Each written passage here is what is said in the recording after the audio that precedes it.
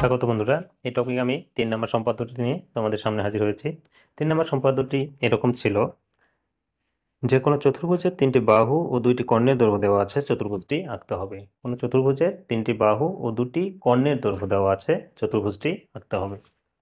তো সেই অনুযায়ী যদি চিত্রটি আঁকি, তাহলে আমরা 3টি বাহু, একটা বাহুকে এ ধরবো, এ বাহু এরকম ইচ্ছা মতো নেব, বি বাহু ধরো এইটা, সি বাহু এইটা, আর ডি একটি কর্ণ, আর ই আর একটি কর্ণ। এরকম বাহু এবং কর্ণ দেওয়া আছে। আমাদের ইচ্ছা মতো এ বি সি ডি নিব, তবে এখানে কর্ণ ইটা এমনভাবে নিব যেন এ এবং বি এর যোগফল থেকে বড় হয়। মানে দুটি বাহু থেকে একটি কর্ণের দৈর্ঘ্যটা অবশ্যই বড় হতে হবে।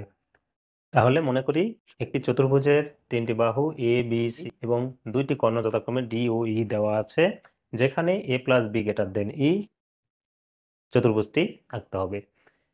মনে করি একটি চতুর্ভুজের 3টি বাহু এ বি সি এবং 2টি কর্ণ ডি ও ই দেওয়া আছে, যেখানে এ প্লাস বি গ্রেটার দেন ই, চতুর্ভুজটি আঁকতে হবে। তাহলে এটা হচ্ছে আমাদের মনে করিতে। এরপর অঙ্কনে গিয়ে আমরা অঙ্কন করব এবং অঙ্কনের বিবরণটা লিখব। সেক্ষেত্রে এই ক্ষেত্রেও আমরা নিব যে কোনো রশ্মি বি ই নিই। বি হতে কর্ণ ই এর সমান করে, কর্ণ ই যত বড় ছিল ই এর সমান করে বি ডি অংশ কেটে নিই। বি ই হতে কর্ণ ই এর সমান করে বি ডি কেটে নিই। এটা কর্ণ ই এর সমান ছিল। এখন বি এবং ডি এর উপরের পাশে যথাক্রমে এ ও বি এর সমান ব্যাসার্ধ নিয়ে 2টি বৃত্তচাপ আঁকি। তাহলে বি কে কেন্দ্র করে এ এর সমান ব্যাসার্ধ নিয়ে একটা বৃত্তচাপ, ডি কে কেন্দ্র করে বি এর সমান ব্যাসার্ধ নিয়ে একটি বৃত্তচাপ আঁকি। তাহলে বৃত্তচাপ দুটি পরস্পর এ বিন্দু ছেদ করে। এখন এ বি এবং এ ডি যোগ করি, এ থেকে বি এবং এ থেকে ডি যোগ করি। এরপর একে কেন্দ্র করে ডি এর সমান ব্যাসার্ধ নিয়ে, একে কেন্দ্র করে ডি এর সমান ব্যাসার্ধ নিয়ে বিডি এর নিচের দিকে একটি বৃত্তচাপ আঁকি। একে কেন্দ্র করে ডি এর সমান ব্যাসার্ধ নিয়ে বিডি এর নিচের দিকে একটি বৃত্তচাপ আঁকি। আবার ডি কে কেন্দ্র করে সি এর সমান ব্যাসার্ধ নিয়ে, ডি কে কেন্দ্র করে সি এর সমান ব্যাসার্ধ নিয়ে একই পাশে আরেকটি বৃত্তচাপ আঁকি।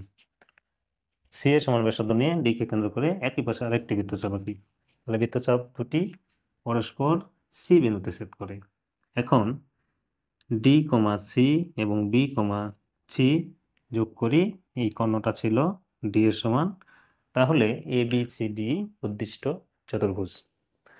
তাহলে মনে করি আমরা যেটা লিখব, যে মনে করি একটি চতুর্ভুজের 3টি বাহু এ বি সি এবং 2টি কর্ণ ডি ও ই, যেখানে এ প্লাস বি গ্রেটার দেন ই দেওয়া আছে, চতুর্ভুজটি আঁকতে হবে। অঙ্কনের বিবরণে গিয়ে যেটা বলবো, যে কোনো রশ্মি বি ই নিই, বি হতে কর্ণ ই এর সমান করে বিডি অংশ কেটে নিই।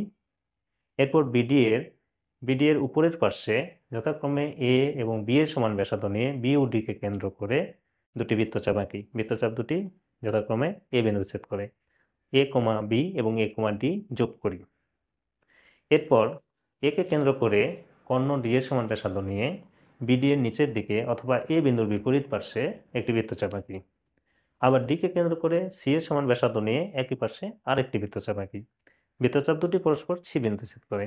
এখন ডি কমা সি এবং বি কমা সি যোগ করি। তাহলে এ বি সি ডি উদ্দিষ্ট চতুর্ভুজ। তাহলে এইভাবে এটার অঙ্কনের বিবরণ লিখব এবং এই সম্পাদ্যটা এভাবে অতি সহজে কিন্তু সমাধান করা যায়। আশা করি তোমরা বুঝতে পেরেছ। এরপর 4 নম্বর সম্পাদ্য পরের টপিক করা হবে। সে পর্যন্ত সকলে ভালো থাকবে। ধন্যবাদ।